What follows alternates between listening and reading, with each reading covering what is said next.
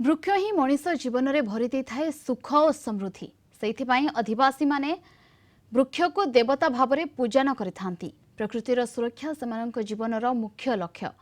वृक्ष देवता को पूजार्चना न करी सेमाने केबे फल फूल ग्रहण करती नाही। एही पूजा को मुंडा संप्रदायर लोक माने दिसुम बा बंगा परब बोली कहिथांती। बालेश्वर जिला नीलगिरी ब्लॉक डंबुरो घाटी गाँव में मुंडा संप्रदायर आदिवासी माने दिसुम बा बंगा परब को बेस आनंद उल्लासर सहित पालन करिसेंती।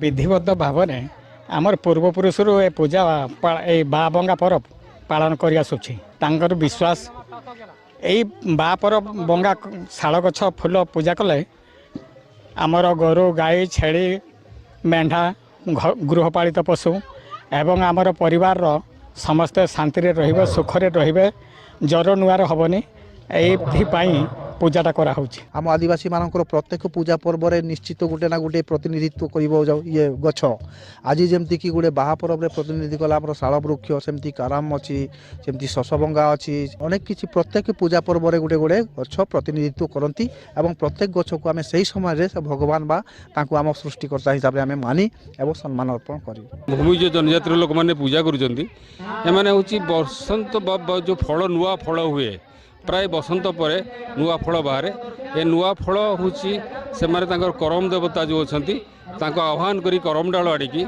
से पूजा करती। प्रकृति माता पूजा आम प्रकृति को आज स्वागत जनाऊँ। यहाँ को आमर दिसुम बा बंगा कह जाए सार्वजनीन साहुल पूजा कह जाऊँगी। आमर आदिवासी मानक भितर मुंडा मानकर गोटे कल्चर अच्छी जितेबाला से समर्पण करेंगे देवादेवी मानक तापर जाइकिना से घरे ताकू व्यवहार करेंगे और घरे तांकर जो इष्ट मैंने अच्छा पाखे भी एरा पूजा अर्चना करती। प्रकृति को भल पाइबा आ वृक्ष को रक्षा करवा होची मुख्य उद्देश्य। एने डंबुर घाटी गाँव में आज शह शह आदिवासी भाई भौणी मैंने एकत्रित होई ए नियारा परंपरा को पालन कर।